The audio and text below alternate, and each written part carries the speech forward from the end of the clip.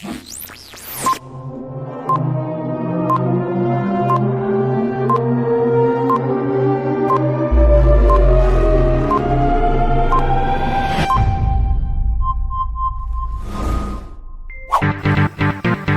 salam, kembali lagi di channel saya dengan channel The Best. Ya, biarlah channel ini tetap terus menjadi berkat bagi kita semua. Jangan lupa klik subscribe, like, dan share supaya channel ini dapat menjadi berkat bagi kita semua.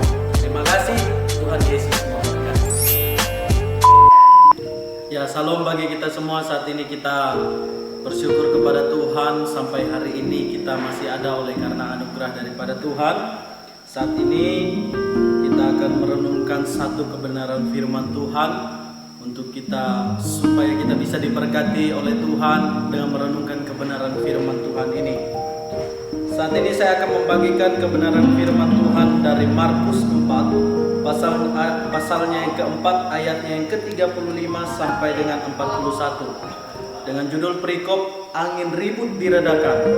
Pada hari itu, waktu hari sudah petang, Yesus berkata kepada mereka, "Marilah kita bertolak ke seberang."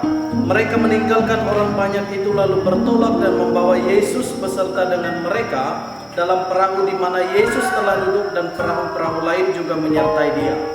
Lalu mengamuklah taufan yang sangat dahsyat dan ombak menyembur masuk ke dalam perahu sehingga perahu itu mulai penuh dengan air.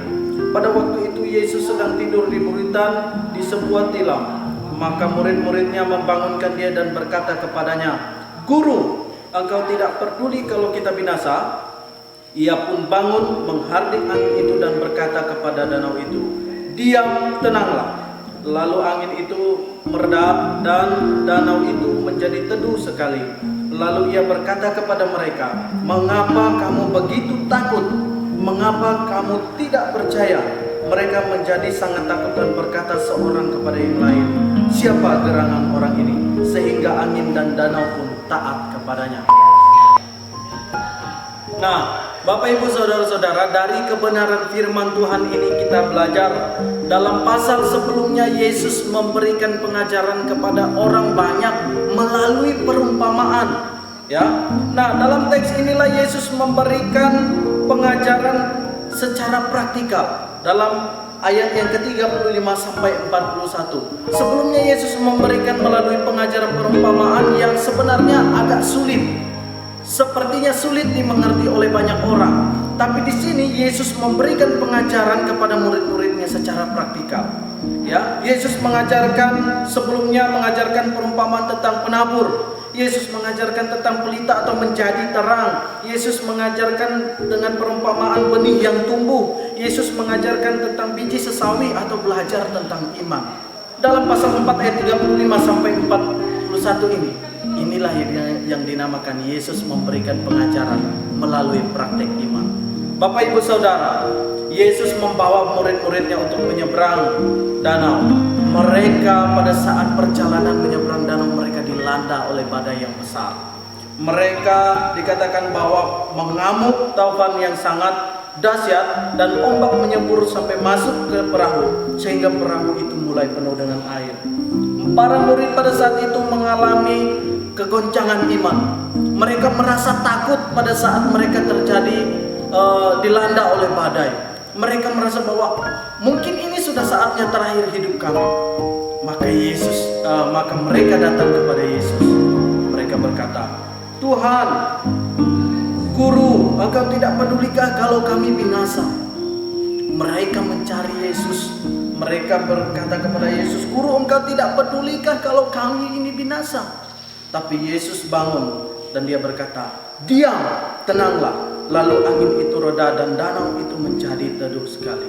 Lalu dia berkata kepada mereka, "Mengapa kamu begitu takut? Ya, mengapa kamu tidak percaya?" Yesus mengatakan seperti itu kepada murid karena apa?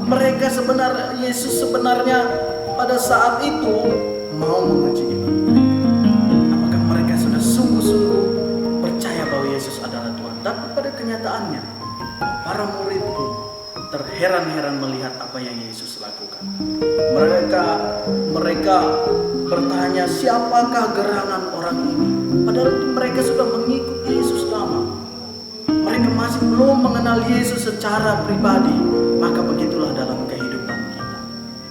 Ya, dalam kehidupan kita seringkali kita mengalami yang namanya rasa takut. Seringkali yang namanya kita gentar terhadap masalah yang terjadi dalam hidup kita. Tapi bagaimana cara kita mengatasi masalah itu? Itu yang penting. Yaitu cara kita mengatasi masalah itu adalah kita datang kepada Yesus. Yesus akan memberikan jalan untuk menyelamatkan kita. Yesus akan memberikan pertolongan tepat pada waktunya sesuai apa yang Tuhan mau. Maka dari itu, Bapak Ibu Saudara, semua yang terkasih di dalam nama Tuhan kita Yesus Kristus, belajar untuk kita menyerahkan semuanya kepada Tuhan. Diam dan tenanglah, Yesus menghardik bencana itu, maka angin itu reda. Begitu juga saya katakan bahwa Yesus meminta kepada kita, diam dan tenanglah.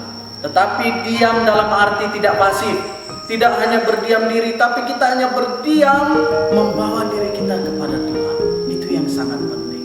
Diam dan tenanglah bukanlah suatu hal yang sulit untuk dilakukan, maka lakukanlah itu. Yesus menghardik masalah itu sampai dengan selesainya. Maka dari itu, serahkan semua kehidupan kita kepada Tuhan. Maka semua masalah yang terjadi dalam kehidupan kita akan Tuhan selesaikan. Puji Tuhan, terima kasih. Biarlah ini menjadi berkat bagi kita semua. Salam bagi kita semua. Tuhan Yesus.